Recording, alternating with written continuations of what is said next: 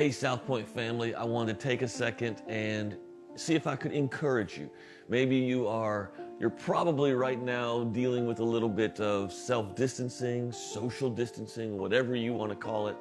And maybe, let's see, maybe you haven't taken your shower yet today. Maybe you haven't put on clean clothes. Maybe you haven't done your hair. Hopefully you have at least brushed your teeth. I'm hoping you've at least done that.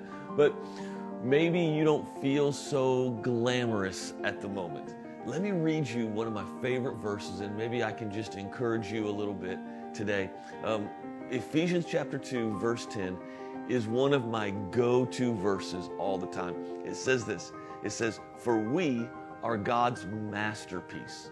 Now, maybe when you look in the mirror, you look more like a Van Gogh rather than a Rembrandt, right? Or a Picasso rather than a Rembrandt. And you don't feel like a masterpiece, but it doesn't change the fact that God says He made you His masterpiece. And then He goes on, okay, get this. He has created us anew in Christ Jesus so we can do the good things He planned for us long ago. Okay, get this.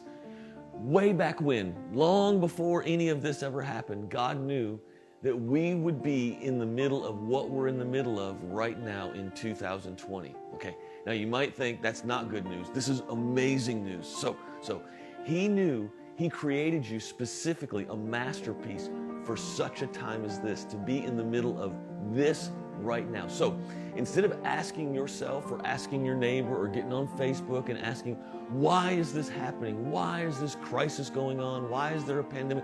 Why is this happening? Instead, how about you ask this? Why am I here now?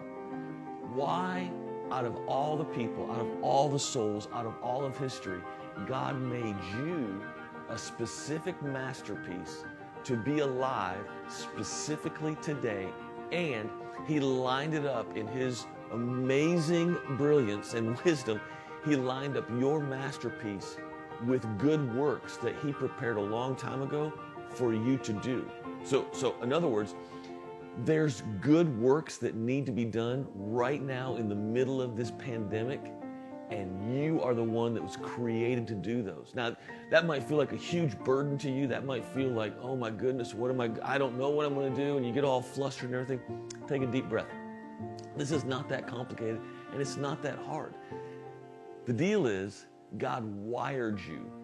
You're strong enough. You are smart enough. You have what it takes to be alive in 2020 in the middle of this pandemic, so much so that He created you in a way that you are not just meant to survive, you are meant to thrive in the middle of it.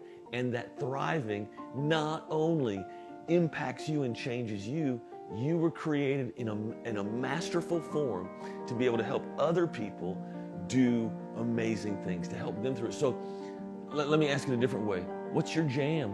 Man, what is your what is your Corona jam?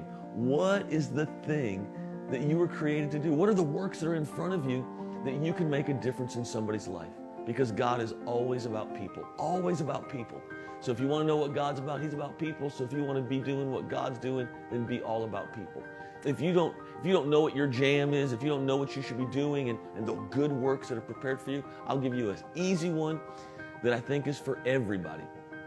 You might have some specific ones, I believe you do, but if you don't have those in your mind right now, let me give you one that I want to encourage all of us to do today and this week.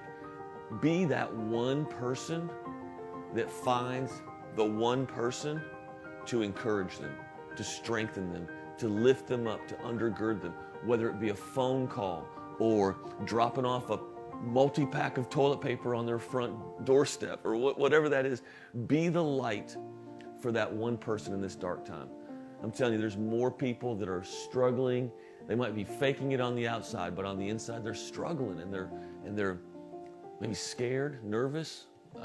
We don't know what's in front of us, but come on, you do. And there's hope in you and there's hope in me, and let's be the hope of the world. Let them know who we are by the love that we show. Let me close this little devo out with this one last verse, John 13:35.